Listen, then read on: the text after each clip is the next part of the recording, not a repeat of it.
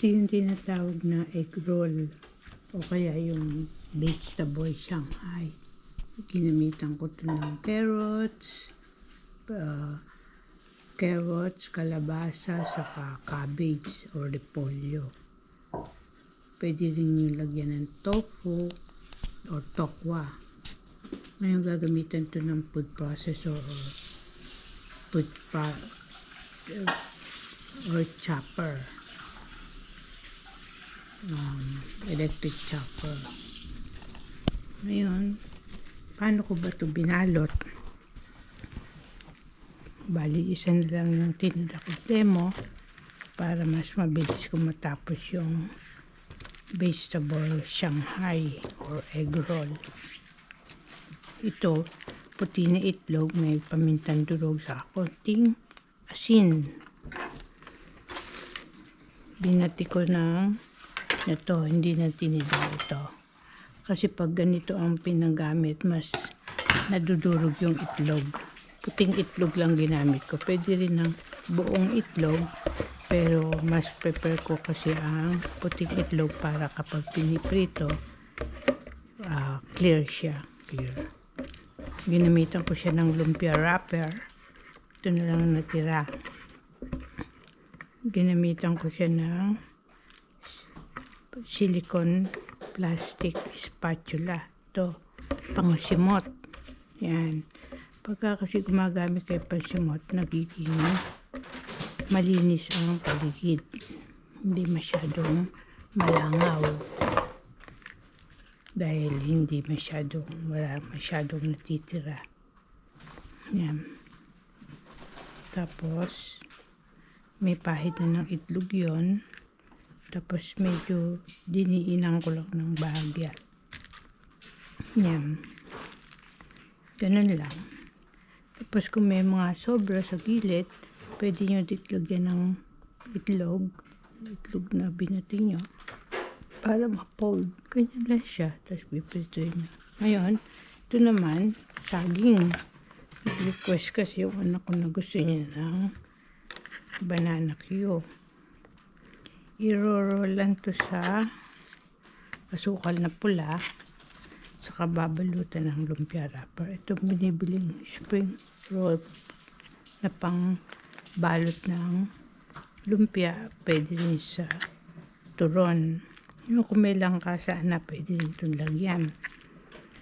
Ngayon, ang gagamitin kong asukal dito, asukal na pula. Ito yung frozen to, na saba.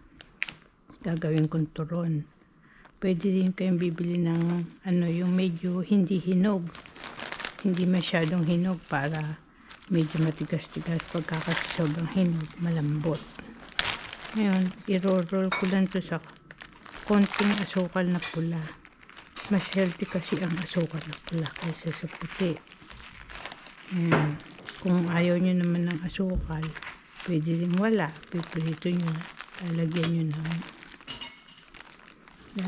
ng lumpia wrapper. Ito. Ayan. Gaganyanin nyo lang yan. Pwede din ng asukal na puti.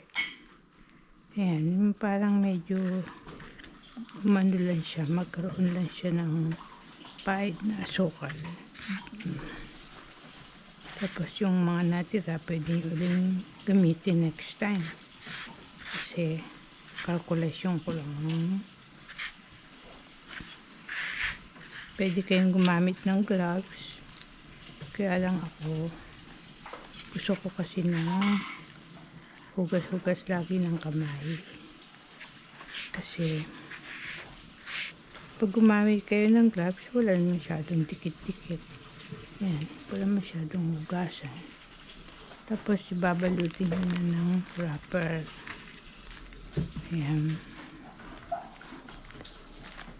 Yan, tatabi ko yan para pwede rin uli magamit. Nagkabukod tong ipiprito kasi mantik at sukal to. Tapos ito asin. Saka magkaka-contaminate magka-separate to cook with a hot cooking oil. You need to separate it cooking. And be careful of cooking and frying.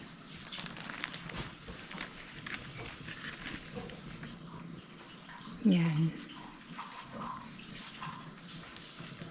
Para malutong kahit anong ipatong.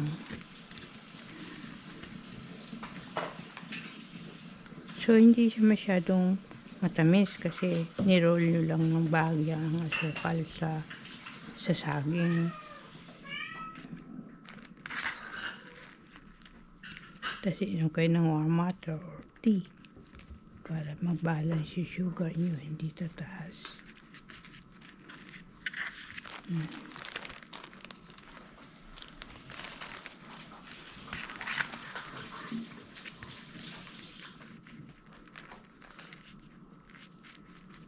Yan.